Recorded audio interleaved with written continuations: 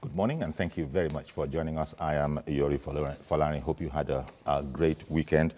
Well, news coming in that, ASU has just launched its own strike, and that's ahead and apparently totally separate from the labor called strike, which is scheduled to begin tomorrow willy-nilly. There are court, injunctions, I understand, that by the pronouncement of a court, they're not supposed to go on strike, but Labour is saying that there's no going back. This strike will commence tomorrow. I don't know. Is it too late for anything to be done? Could it still be called off? At this particular time, it's a very sensitive time, just round the corner from elections, if you understand my meaning. So this is hardly the kind of thing you want in the air when you have such an important event like that, especially to a sitting government. Okay, well, Chief Dr. Fassi Yusuf, thank you very much for coming on the program. Thank you very much. As always. And Mr. Ademola Adegoke, communications expert, public affairs analyst, and Dr. Fassi Yusuf is a lawyer as well. And communications, I shouldn't have said as well because I didn't say that Mr. Adegoke was a lawyer. But Chief Dr. Fassi Yusuf is a lawyer and communications consultant. Fassi, the strike is continuing, and it's almost, in terms of our woes, there's almost like a JARA strike, in the sense that there's no way you think of ASU as any sort of a JARA organization. But against the backdrop of the whole nationwide one, ASU also is nationwide in its own way.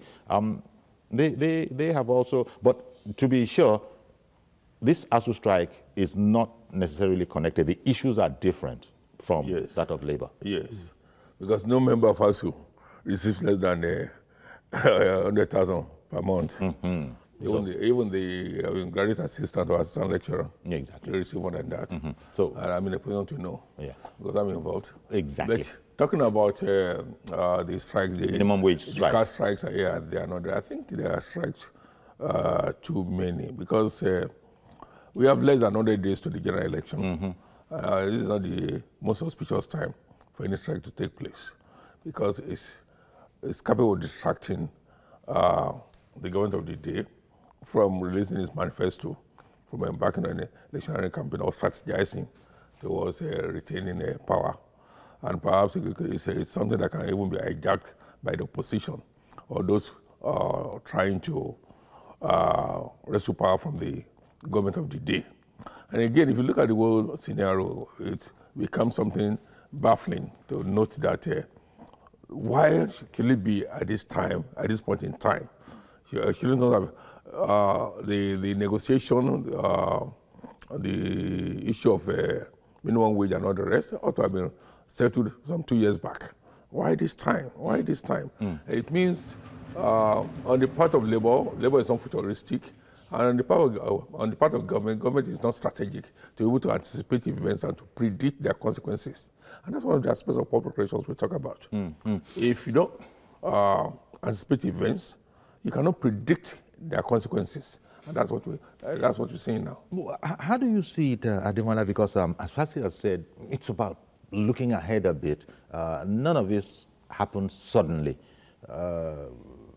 Sometimes people talk about a creative imagination that is based on extant experience. We've been down this road before. We know what it's likely to end up as, and we don't want to experience again the negative consequences. But what do you think the problems are that government has not been able to do anything since we last spoke about this midweek last week to change the situation? Where we were then is where we are now, that the strike will commence on the 26th.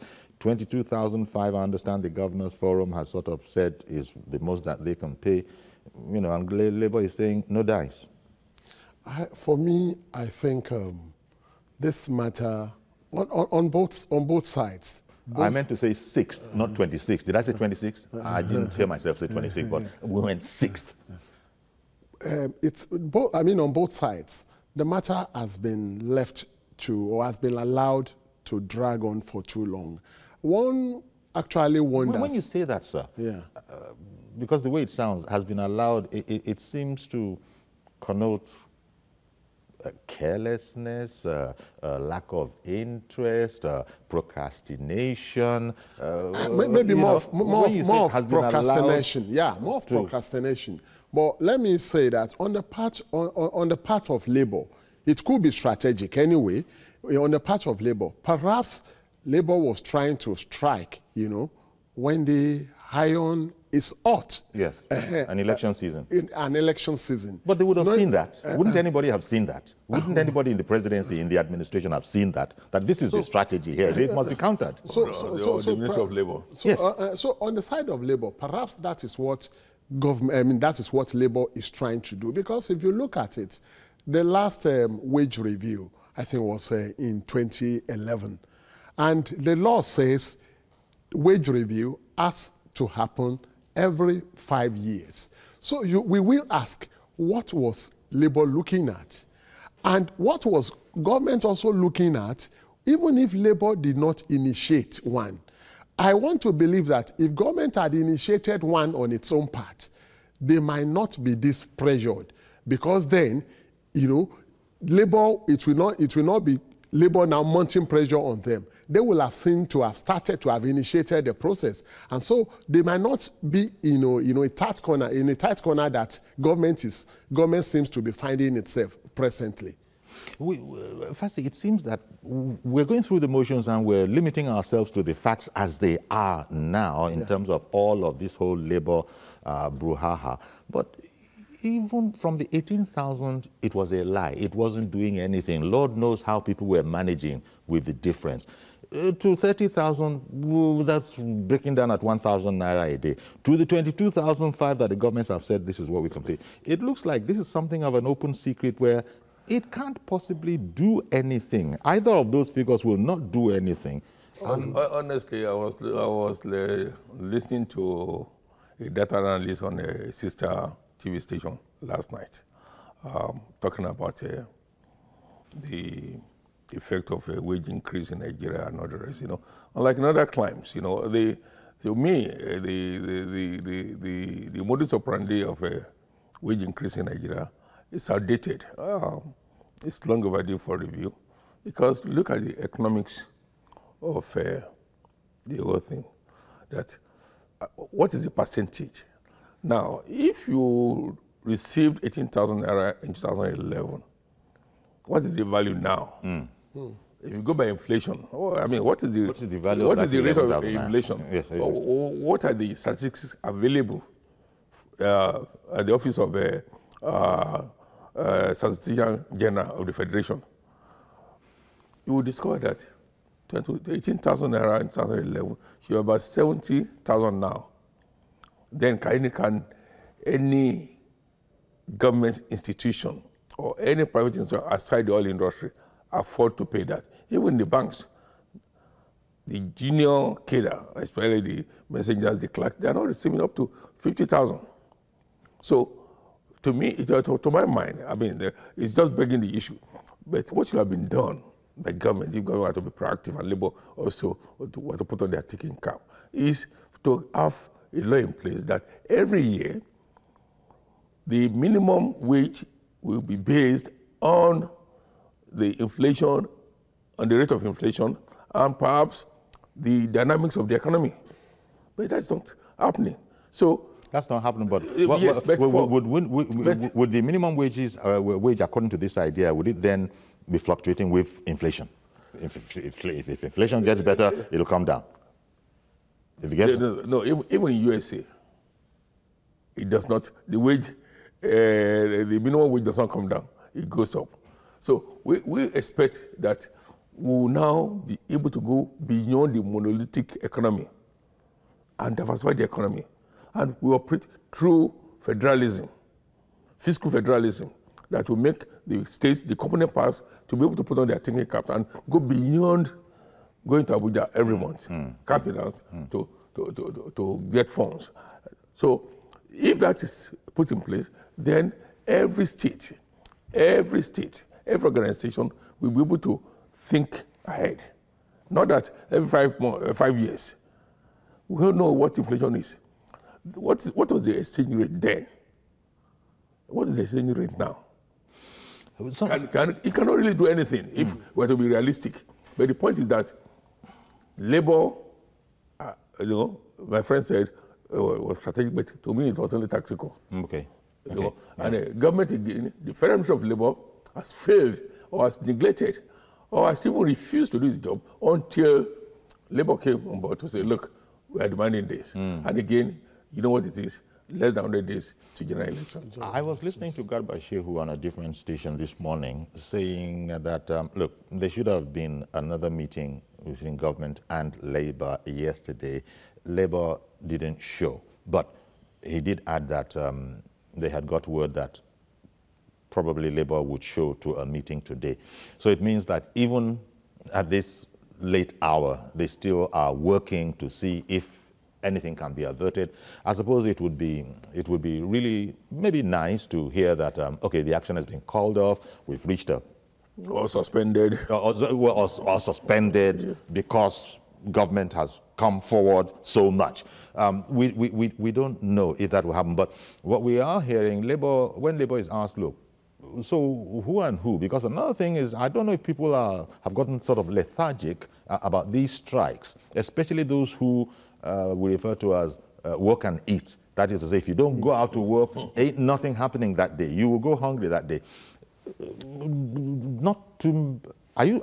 Do you think Labour has a good chance of people making this strike successful, or perhaps other people who have been critical of Labour? What has Labour been looking all this time? That they might somehow affect the strike. But Labour is saying that they expect everybody, if you're a worker in this country, they expect you to participate in that strike. Well, as for support from the work and eat sector and then workers generally. Yeah. No, as for that, you cannot have. There is no strike that will have 100% success. There is no such strike that you have every sector of the economy participating. But I suppose they just want to shut down government. Yes, what Labour just aims at doing is to get the strategic sectors. By the time the oil workers join, by the time maybe electricity workers, aviation, I mean, the economy is grounded. So it doesn't have to be everybody. But for me, I have an issue with a centralized wage and remuneration system. Maybe he was talking about there is no way we will be discussing things like this and discussion on true fiscal federalism will not creep in. It has to creep in. People may have forgotten that there was a time in this country that the Western Regional Civil Service was paying more than the Federal Civil Service. At the peak of cocoa boom, because Western Region was making so much money from cocoa, and then so it could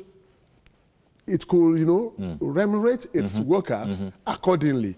But if you had made a law then that everybody gets the same thing, I don't think that would have been possible. So this system of everybody, I'm not sure that there is any other place in the world where this is done.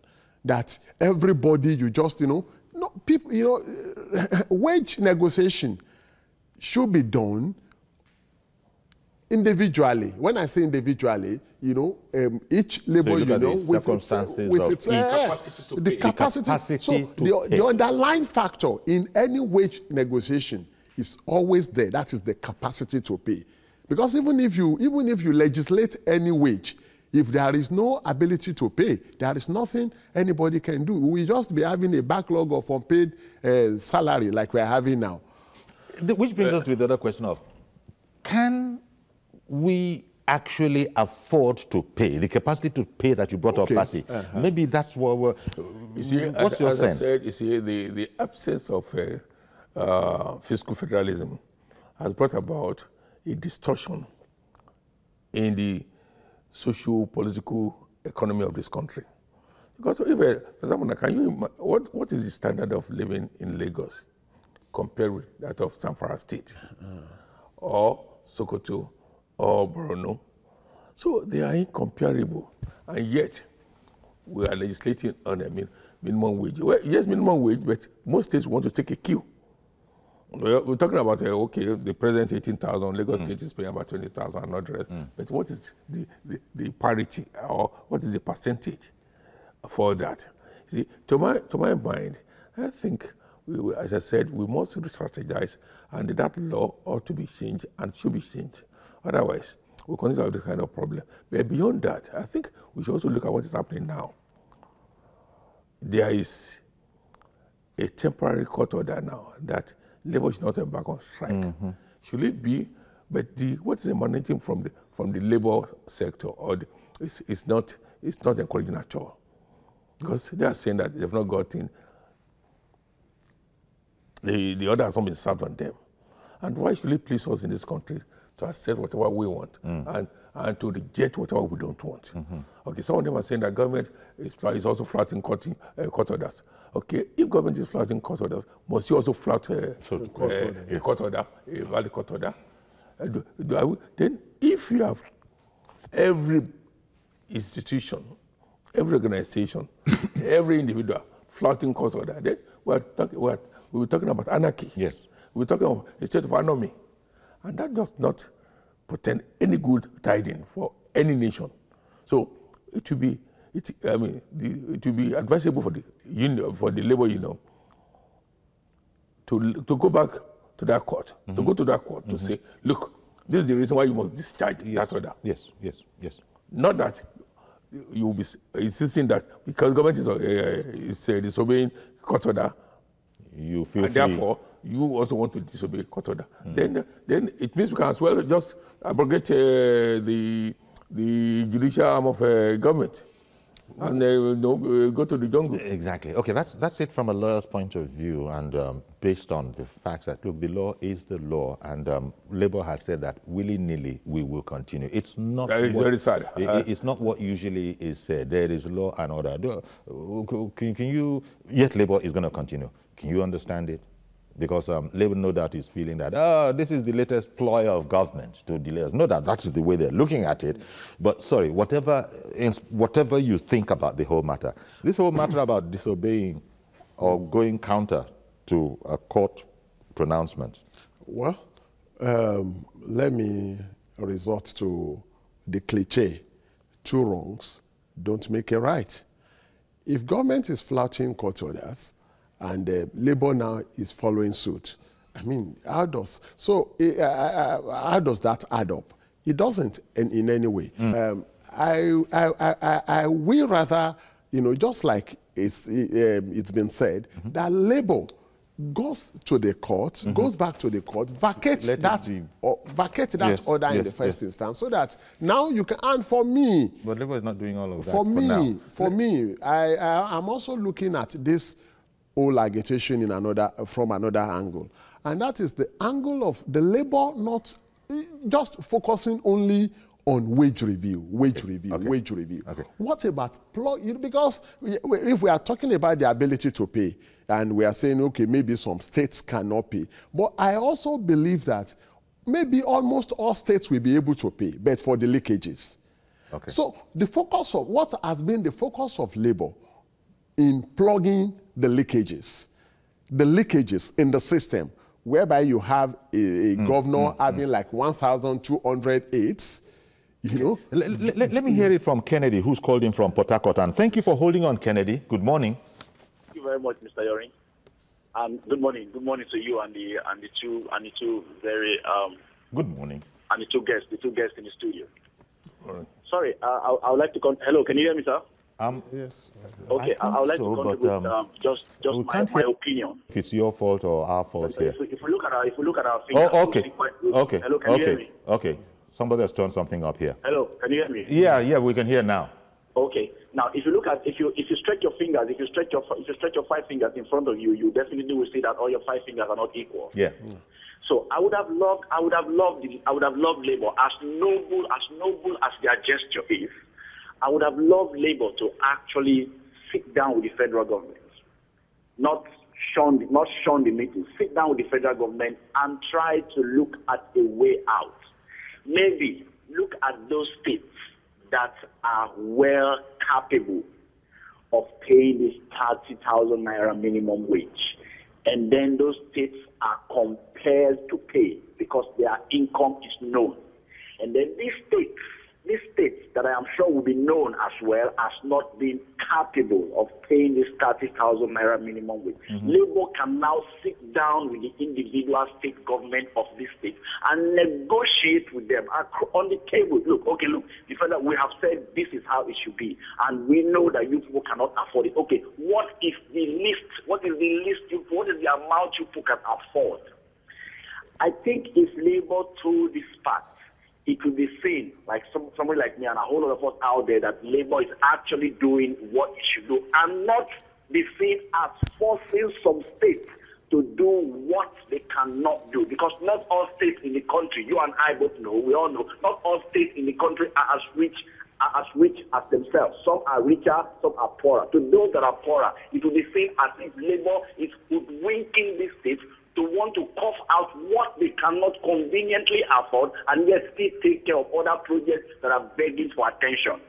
So I would think Labour to reconsider its stand, then approach this noble gesture the way it should be approached, then it will be seen as serving the purpose of the less privileged man on the street. Thank you very much, sir. Thank you very much, Kennedy, for calling in. Well, I imagine it's Kennedy's position so logical, but probably Labour has lost faith. They didn't start this yesterday, or for that matter, day before yesterday, where they come back and always say that, look, contrary to what we sat down around the table and agreed, government has reneged on this or that aspect of it. Now, I don't know if that is sufficient reason for them to now go the way they are going, but no doubt there are trust issues. Yes. You see, as I said earlier, that the time, it's a public relation, it's all about perception. You see, the perceived government has not been sincere.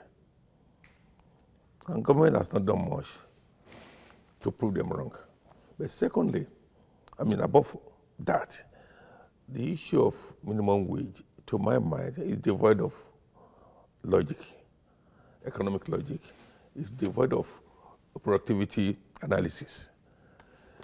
Because there are so many leakages within the system, within the political elite, among workers themselves, to the extent that you get to most ministries, you have 10 people doing the job that one person or two persons can do in the private sector. Yeah. You see, I went to a state not too long ago. I saw some civil servants under some trees playing draft. Playing games. You can't see that in the private sector. Yeah, you can't see that. You can't see that. In fact, this reminds me of something. Somebody asked me, as we usually do, that, look, I want a job, and please, could you help me? And I said, okay. So, but he hadn't finished his specifications. Yes. I want a job either in the state government or in the federal government. Yes. And I said, what? He said, it's either state government or... Because I want time for myself. Because I'm looking for time for myself. I have time for my business. So the leakages that you're talking about... And again, even if the political elite is insincere or perhaps is seen to be corrupt, they use most of these civil servants. No governor signs any check. No minister signs any check. So these are people within the union itself that will bring about, or they aid and abet this corruption or the wastages or the leakages. Let me quickly bring in Mr. Kolawole, who has been holding on for the past too long. Good morning, sir. Thank you, and apologies for keeping you waiting. Good morning, sir. Thank you for calling in. Good morning, Uncle Yori. Good morning, sir. And I want to thank your guest. I want to thank Chief Fassi and the other gentleman. Mr. Adegoke. Mr. Adegoke, yes. My contribution goes to us, sir. We have a problem, there's no doubt about it. And the inequality we have in the system is very, very obvious. I do not know whether Labour is in a position to protest against the bogus and unwieldy pay that our legislators and people in the executive arm of government earn. I don't know whether it is possible. Number two is, I am aware that Labour has been involved in transportation before. When government has bought buses or whatever, I don't know how well they have done with it. My take is that it has failed because of the system that we have and the challenges and problems that are there. If and only if it was possible to have a situation where those bogus things are taken down to the level that they should be, why should legislators be earning so crazily and above what even is earned in the civil service? Why should they have bogus amounts to take when they retire or when they are out of office, when they are also part of the economy? If we had those things being drifted and being moved into providing infrastructures and basic things, I know that the agricultural situation in this country has improved to an extent. Why can't we have things like that that will alleviate general masses problem, and then the wage amount will be matter of ability to pay? I can tell you today, sir, that if they get that 30,000, it will not go beyond the first month. Inflation will take it up. There's no doubt about it. And then some people will probably have to lose their jobs. Those are the consequences of these things. I think we should look at the holistic approach and take it step by step, make it a movement over time, and let us have a better situation in Nigeria. Thank you very much, sir. Indeed, thank you very much.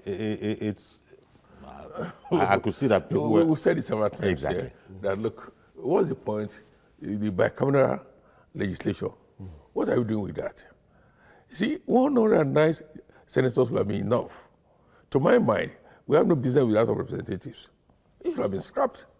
And that is part of the restructure we're talking about. And without restructure, we cannot get that done because it's a constitutional matter. So if you don't amend the constitution, and I bet you, the people there would never allow that to see the light of the day. So we'll continue to be in this mess. Only God knows how we can resolve the issue of this country. Because those there, look, have we been able to change the constitution? Have we been able to expunge the Land Use Act from the constitution? The Code of Conduct Bureau, what's it doing in the constitution? Why should we list all the local governments in Nigeria in the constitution? What do you think, Demola, in terms of government? Maybe if government could declare an emergency. I mean, when they said it's not going to be business as usual, generally speaking, that kind of an attitude, perhaps, for whatever it is going to be worth, needs to be brought to this, because that's what FASI is saying, that, look, we got to be holistic. All this stop-start, staccato kind of movement that is not holistic, that is not integrated, you make people happy a bit, but it's palliative. The whole structure has not been affected. Because we have an impossible situation on our hands where everybody knows that 18,000, 24,000, 22,005, or 30,000, all the 65, none of these is cutting it. Perhaps you allow me to go native a little by, going into that Yoruba adage about the bow-legged person, who is carrying, something on his head and the load on his hand. People say, why is the load bent? And he said, you are only looking at up. You are not looking at, where it all originated from. Where the whole problem started from. Yes, and that is the issue. You're looking at the superstructure, not the foundation. No, we need to look at the substructure, not just the superstructure alone. And so in the case of, labor, we will only be begging the question, maybe just bringing in one palliative measure after the other, scorching the snake on the head, you understand, and leaving it, to strike. And that's why Fasi said, Lord knows how we're going to get out of this debacle. For me, I said it earlier on, even here right now, that you cannot, because the ability of each employer differs, the work each person does differs. You can't prescribe a uniform figure, right? Of course, you cannot, like he said. Okay. You are okay. I'm even sorry. if you, I've got to go. In fact, I must go in the next 2 seconds. We'll be right back, and you'll be able to continue. Okay. Stay with us, please. We'll be right back. Welcome back, and we're still looking at the strike tomorrow. Labour has said the strike will go on tomorrow, even though there's a court order against such an action. But Labour is saying that willy-nilly it will start. Meanwhile, we also know that Labour and the Ministry of Labour are meeting today, so perhaps something will come out of that. But for the meantime, even if the strike were to go on, gentlemen,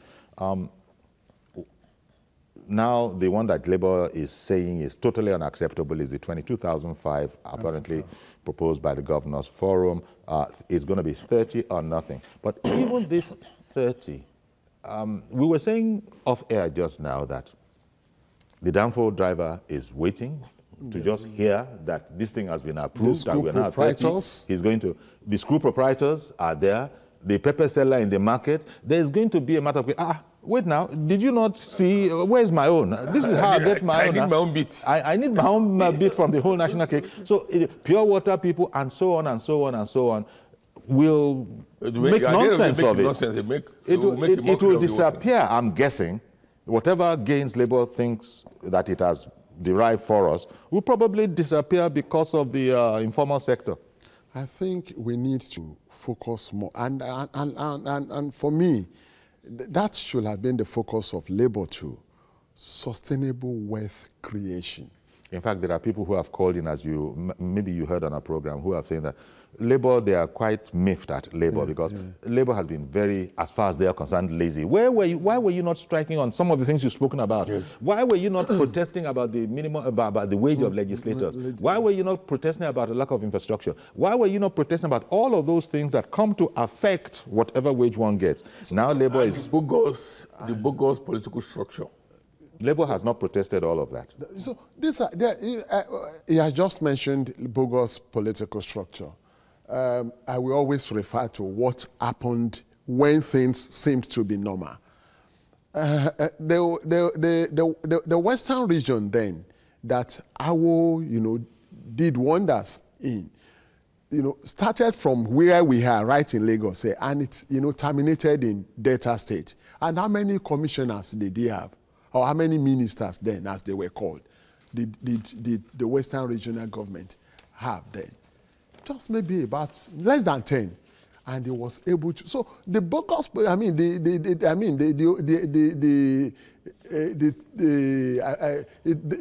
political structure is just has been blown, oversized. That very unwieldy. There is no way you will have such structure. So government has got too big. Got too big. Far too big. So oversized political structure. Mr. Lawale wants to join this conversation in Ikorodu. Good morning, Mr. Lawale. Good morning, Uncle Yori. Thank you for calling in, sir. God bless you. And good morning to Honorable...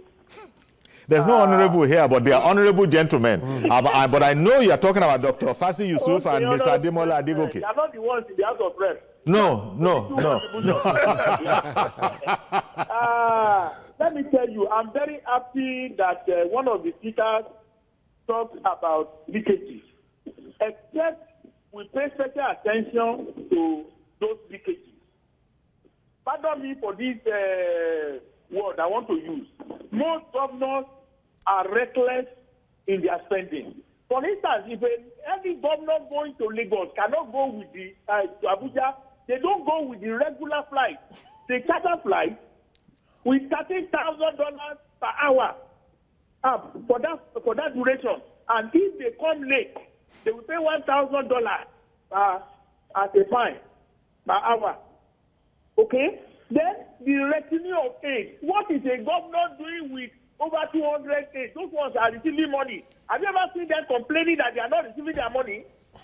Then the neighbors themselves, let them refocus their attention. All the roads are bad. Okay? No electricity. Those are the things to ensure that it's in place so that the life will be more meaningful to an average Nigerian. So that they can carry out their trade. The senator and the rep that receive 30 million, 25 million respectively. Have you ever seen them complaining that the civil servants that voted them in, that they are not receiving their salary? They are less concerned. So please, let the labor themselves, this particular exercise they are embarking upon now, is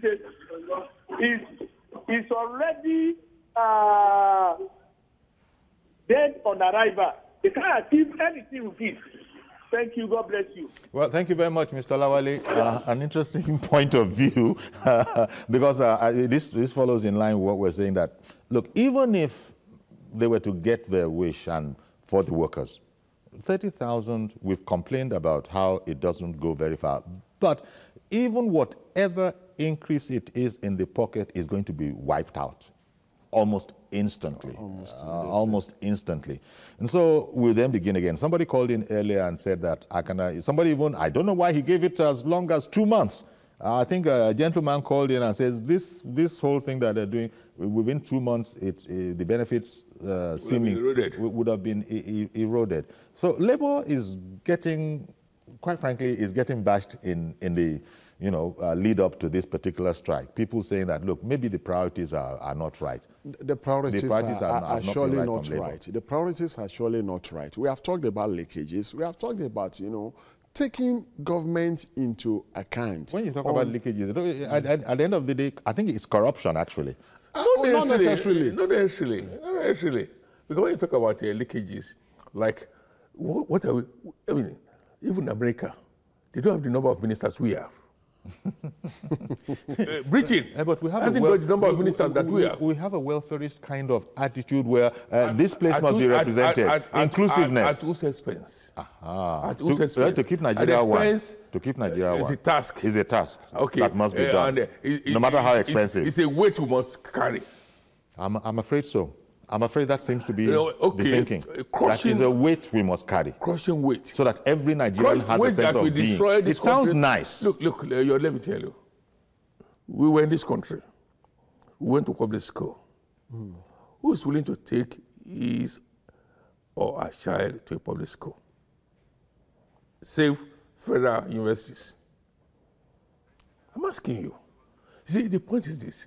Can we re-strategize? Can we restructure this country so that we'll go back to the dream of our founding fathers, to look at what actually brought about this united Nigeria, the amalgamation of this country in 1914, that produced 3 regions at independence, later 4 regions.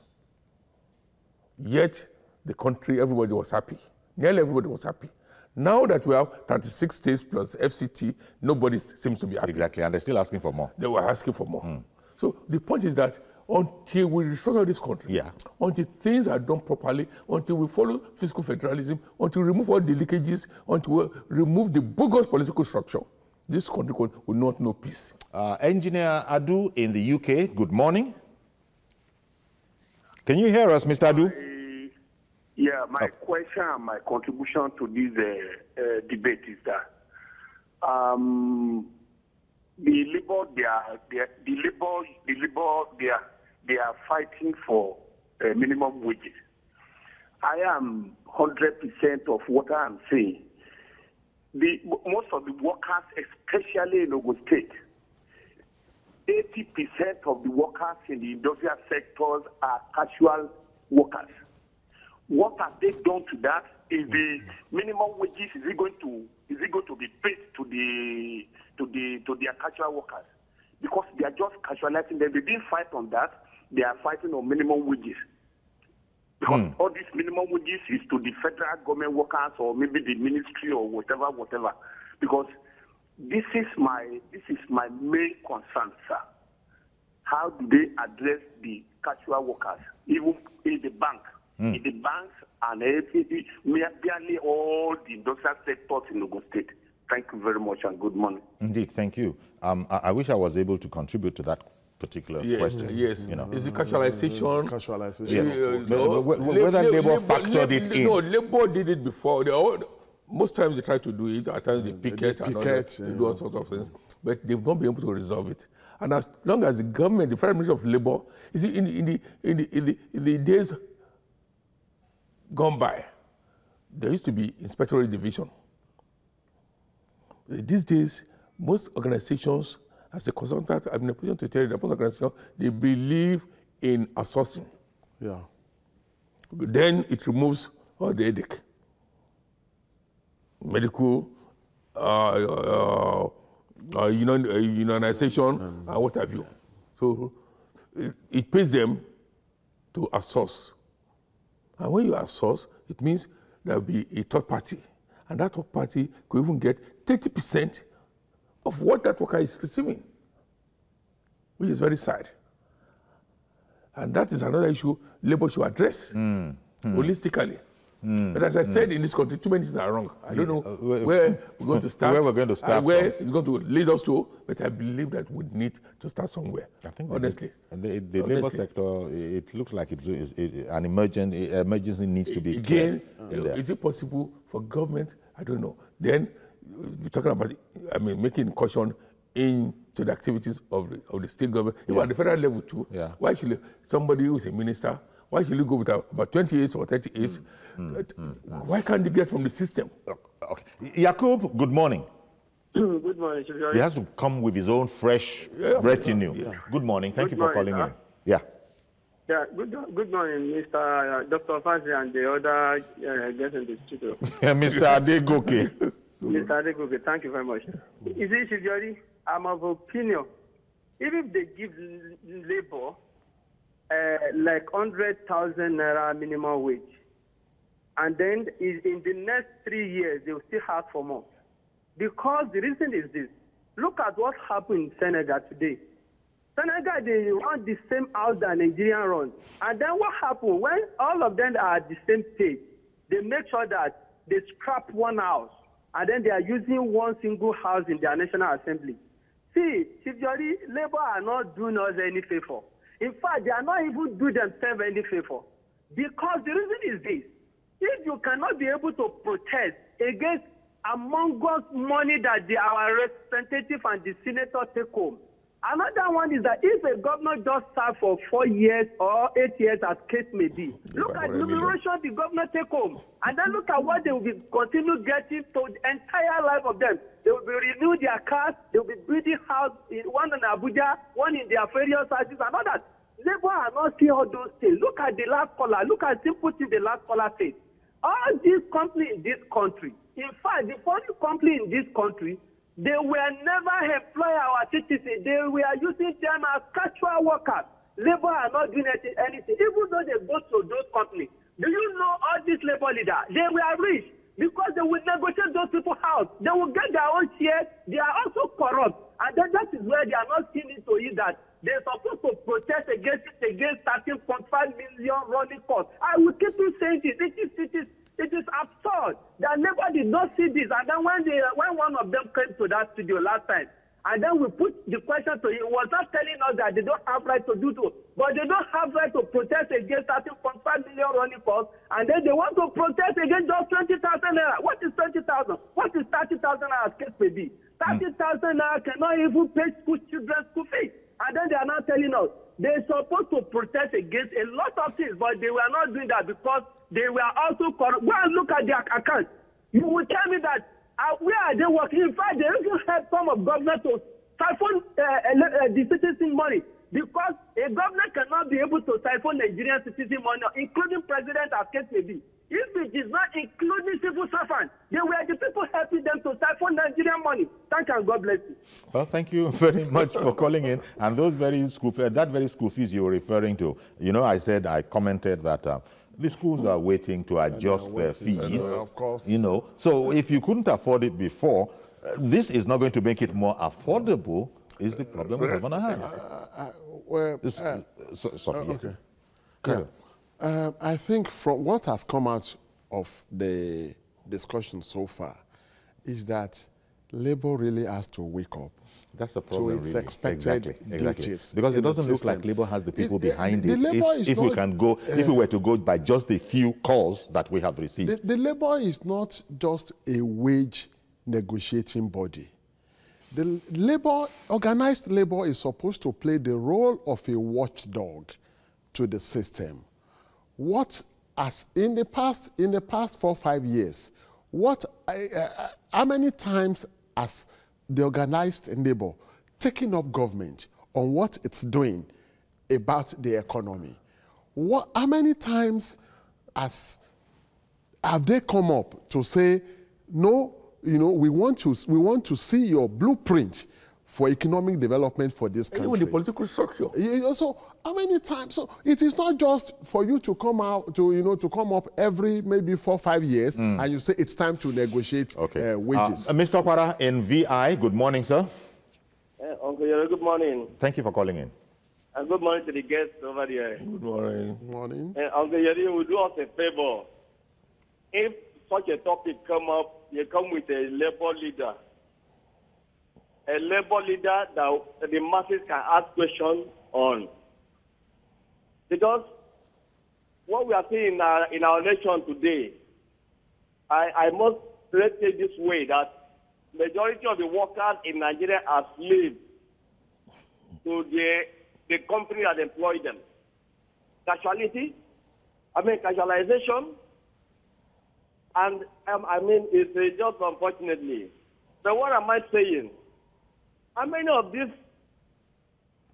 workers are in the state that cannot pay this 30-something thousand? How many are they? Other workers in other places are private workers and some private companies workers.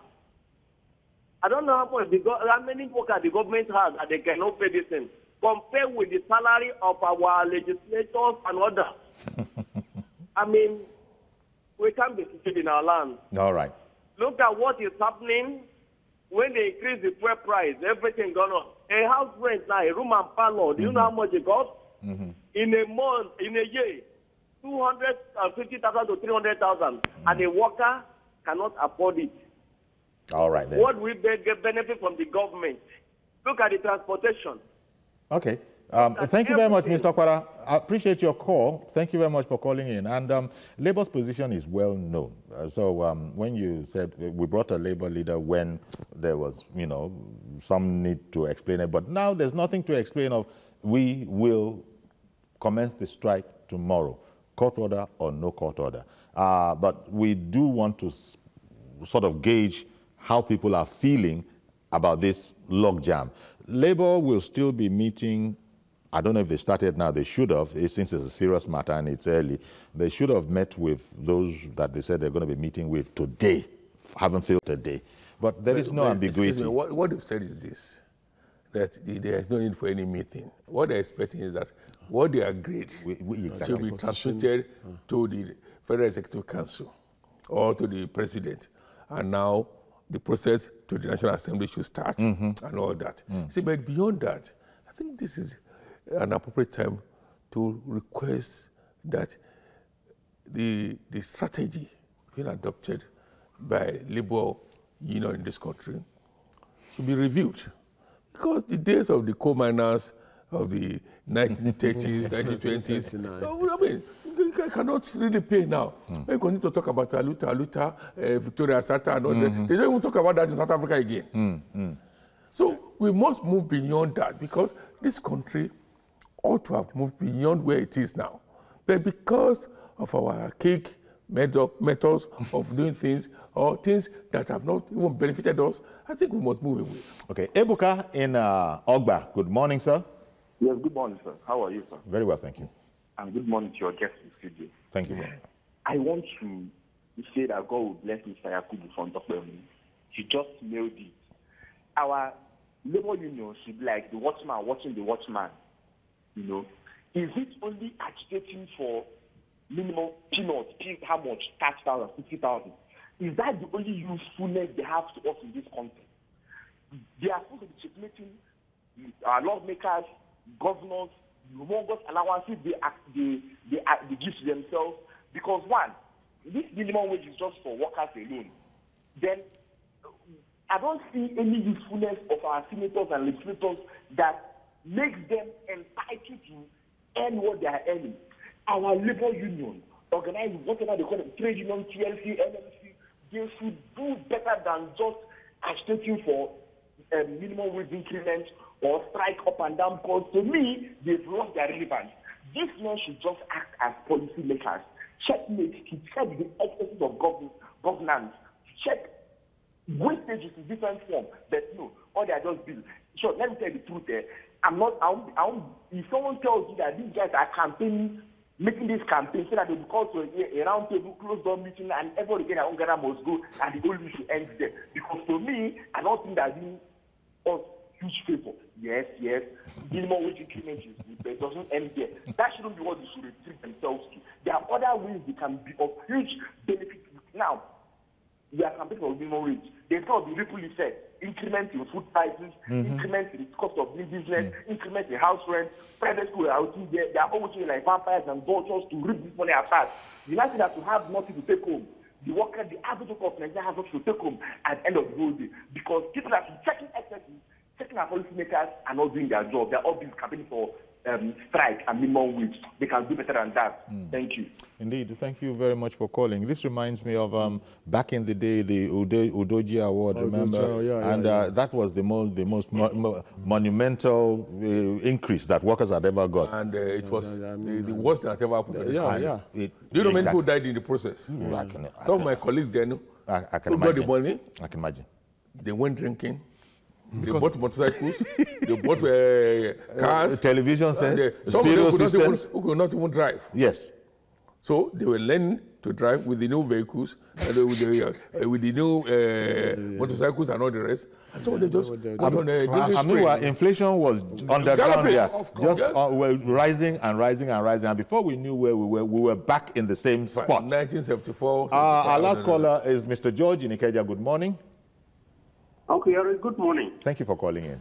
Uncle Yori, this whole labor strike is beginning to look like a sabotage. How would you tell us that you cannot attend a meeting? There is no dispute that does not end at the negotiating table.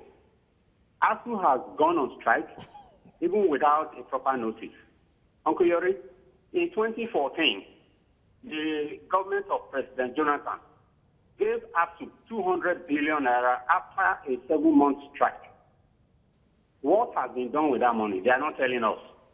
They are not asking for salary increase again because the average lecturer earns about 500,000 naira a month. That's why they do not ask for, they are not talking about salary increase. Now, if I'm telling lies, let's say Dr. Yash and Dr. Fasi, it's all right, it's all right. He's saying the figure is inaccurate. It's inaccurate. Being in there himself. Yes, it's not accurate. It's a bit... it's still much on the high side. You know? There are lecturers earning 100,000, 150,000. No, but no lecturer can earn 100,000. I'm telling you. The assistant lecturer, graduate assistants, and all the rest. Okay. Yes. Okay. So even senior professors, some of them don't end up to 400,000. Okay. Okay. Yes. But the point he was making about 700 billion. He said 200 billion. 200. Yes, I'm not too sure of the figure. I'm not going to comment on that because I don't know about the figures and I don't know how it was shared. I'm not a member of FASU, and I'm not a full-time lecturer. But all I know is that they must have done something with the money. Yes. But beyond that, you see, the current expenditure in this country will not make this country to grow. See, social amenities, things that will make life meaningful to you and I, are not being addressed because when we spend up to 70% of our budget on recurrent things, salaries, allowances, other things, at the end of the day, you have less. Look at a place like Lagos-Ibadan Highway. How many years? How many years? And look at what they go through every day. Look at how many accidents that have happened. Now talking about the rail system. Have we been able to address that? If we have a reliable rail system, then... And you say fixing the leakages would address this. And again, look at the metro line. Look at the metro line in Lagos. Yes. For how many years will it take government to address that? See, we have so many monumental problems in this country. At times, I don't want to even think about the problems of this country. Because we don't know where are we going to resolve that matter. The only thing that is working in this country is the federal university system. Because most people prefer to attend federal university than to attend private university. It is when they don't get admission the federal universities, and they go to private institutions. Otherwise, nothing seems to work in this country. Okay, but the point he also made, Mr. George made about, it's beginning to smack of a bit of sabotage. Well, that was his own commentary on it. That's his own assessment of the whole thing. That was his own commentary. That's his own assessment. To my mind, want to think along that line, because what was Labour looking at? Yes. Why should it be 100 days? Yes. Less than 100 days to general election. Exactly. So we got to go now. Is it the first government? But quickly, exactly. One just has to say that strike Nigerians from the responses we've gotten from Nigerians are strike weary. Okay, we've got to leave it right there. Mr. Ademola Adegoke, that comment there, communications expert and there should be no picketing. Even if they're going on strike, no picketing. Okay, don't force me to go on strike. Dr. Fasi Yusuf, lawyer and communications consultant, we'll see how it goes. That meeting that they said they will have with government today, maybe it will happen, maybe it will lead to a different outcome. Otherwise, we'll see how it goes with Labour's announced a strike commencing tomorrow. Thank you very much, Dr. Fasi Yusuf and Mr. Ademola Adegoke. That's our program. The struggle continues. Aluta continua. No, I'm not saying that. No, the struggle continues. Join us tomorrow, please, for a fresh edition. I'm Yori Folarin. Bye-bye for now.